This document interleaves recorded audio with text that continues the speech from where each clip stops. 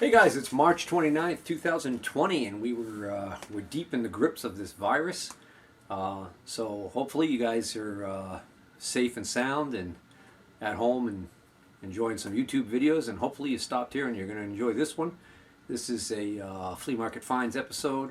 This is a pick I did back on March 12th of this year from Ludlow, Massachusetts, and I think the total spend was about 120 bucks. So we should be able to knock this out in one quick episode.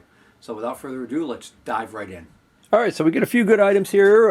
Some of it's Chinese, but it's decent stuff, and I ended up getting a good deal on it. So one of the first things I spotted was this thickness gauge. This just says dial thickness gauge, made in China. Very generic looking box. And it's one of these things. So it's an excellent shape, works perfectly fine.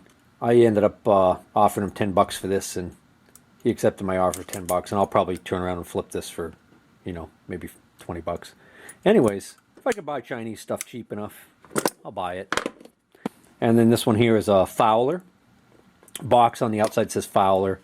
A lot of Fowler stuff, though, is Chinese made, as is most likely this multi-anvil micrometer. Again, I bought this for resale. So this clearly is marked Fowler, but I don't remember if I saw something on here. It's got the tenths vernier on it. The lock works. The friction thimble works. Carbide face. Got a dowel pin in there right now. Got a large dowel pin comes with it. We get the wrench, and then the little flat anvil is also in there. Paid 15 bucks for that. That's a good deal. I'll be able to flip that, make a little bit of money, and make somebody really happy.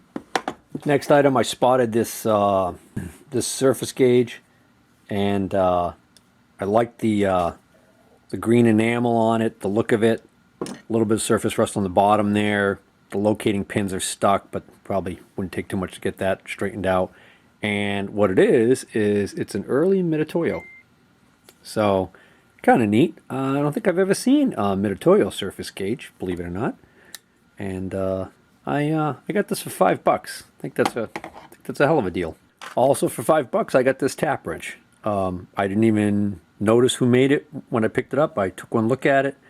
I loved the bluing, or that weird acid finish on it, and figured, hey, would you take 5 bucks for it? He said no problem. So at the time, I didn't even know who made it, and I thought for 5 bucks, it's definitely worth it. And it is a Mayhew, M-A-Y-H-E-W. I don't know if I've had any of these in the past. So it's made in the USA, Mayhew. So not really familiar with that company. But like I said, it's got a neat look to it. It's a decent size. Overall length 11 inches. Next item up, I got this whole box of miscellaneous inserts, carbide inserts, for 10 bucks. Since he didn't have any indexable end mills or anything that these apparently went to, I figured that these probably just got collected over time. It's kind of the same way I end up collecting them when I could buy them really cheap, and didn't want to really shell out too much money for them until I, without knowing exactly whether or not I would even have a use for them. But this is even if I can't use them, this is a tremendous buy, I think. At 10 bucks for all of these, there's quite a lot in here. Yeah, I see all types in here: triangle, square, holes in them, no holes in them. You get the gist. Well, actually, these right here look pretty good. These are TPG. Next up, I got another Fowler item here. This is a Fowler 54-244-101, 0 to 1, 10 thousandths micrometer, but it's a ball micrometer. So this actually has the ball-shaped, the convex anvil. Okay, so that's good for thin wall tubing, and actually it's convex on both sides. This is for thin wall tubing. I've got a little attachment that I can slip over the anvil on one of my regular 0 to 1 micrometers to convert it to one of these, so I'll probably resell this. But this is in perfect working condition. Again, like I said, it's a tenths micrometer. Got the vernier lines on it there. Lock works. Even comes with a little wrench. Great little find for somebody. Next up, this is a Chinese, clearly made in China import. But what this is, and got a deal on this for 20 bucks, I think. Bottom, so we just tip that over. There we go, top. That's smart, doing that. Got a coaxial indicator. So this is a knockoff of the famous Blake coaxial indicator. I've seen these in various brand names like SPI, MHC, for instance. And this one is a Lynx. It's 6 joules. It even says made in China on the face. And the resolution is 0.0005, so it's a 0.005 resolution. But this is a handy tool to have. And, in the Blakes, they're pretty expensive. So, for what I'm into this, I could sell that cheaply and somebody's going to go for that right away. And it's got a nice assortment of attachments with it.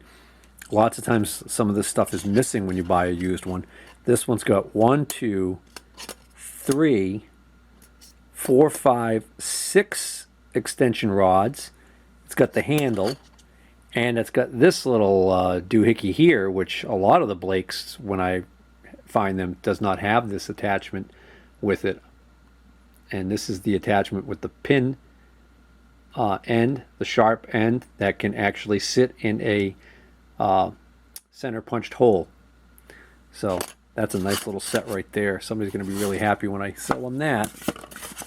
All right, so the total spend was actually $125 because I've got these last 3 items. I know I bought all 3 of these for 50 bucks for the 3. This item right here, something I spotted near the beginning, looked at, and I mentioned a couple of times how neat I thought this thing was. So when it came down to the end there, I had already bought, quite a few items. He told me I could have this for free, which I thought was really kind of nice of him because, it's something kind of cool. I think he realized it wasn't really a valuable thing, but it's a little depth gauge with a vernier on it. I think, I'm not positive, but I think that is a German company that made this. I think I actually have a height gauge that is has the same symbol on it. Oh, I take that back. I don't think I'm ever going to know who makes this. That looks like it's a C. Looks like 2 C's linked together inside of a diamond. CC. I was thinking of this this old height gauge, this big old height gauge that I picked up that has this this company's name on it, and it says Germany. This is like CSE or something like that. Yeah, I guess this one's going to remain a mystery forever. Somebody else has one on eBay and they want 35 bucks for it. It's the same exact one. I just called it a footed depth gauge and was able to find it that way. But all they do is reference the same thing. They think that's a CO in the logo. I don't know if it's me, that O looks like it's got a little opening there, so it almost looks like it's a hooking over the C. But I don't know. It doesn't really matter to me. I just thought it was kind of neat. I'm probably going to keep it for myself. All right, let's take a look at these 3 indicators I got for 50 bucks. Start with this one here in the plastic case. Kind of odd when you see them where it's missing the wrench for taking the point off, and it doesn't have any of the accessories. Other than that, though, it's actually in excellent working condition, and the dovetails are really nice and clean on it. They're not all chowdered up, other than a couple of marks from the set screws being tightened on them. And it is engraved on the side. Other than that, though, this is a 7032-3, so this is a tenths indicator, 0.0001, so out to 10 thousandths resolution, which is kind of nice. And again, it's an excellent shape. Next up is this one here. So, unfortunately, this one's got some issues. The bezel actually looks like it's not damaged, but the plastic has popped out, and this little piece here, which I think is supposed to actually be part of that came out also. So I don't know if there's anything we can do about that. It's missing a point, but it seems to work perfectly fine. This is a 7035-5, so I think this is a newer model. There doesn't appear to be a point broken off in there. No, the threads look good, it's just missing the point. So this might be a good candidate for repair. The dovetails look okay. Got some engraving on the side here.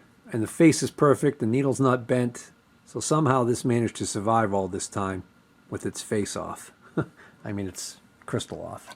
I'm not going to worry about it. I might just sell this as is. This is a 1/2 thousandths indicator, 0.0005. It is in really good shape, but you know the problem is that if I send this out, I know it's going to be minimum $45 to get it serviced. Might be better off just selling it as is to somebody and letting them mess with it. And that brings us to the final item, which is this best test Brown and Sharp indicator, which is also this one's in good working order. This is an older style, I think, because it's got that almost like that silver face to it. And this is a 7032-3, so this is also a tenths indicator, 0.0001, 10 thousandths of an inch. And it's also engraved on the side, but the dovetails look good. Not quite as clean as the first one, but it works perfectly the way it should. And this one, at least, we got a little bit something coming with it here. We've got one attachment.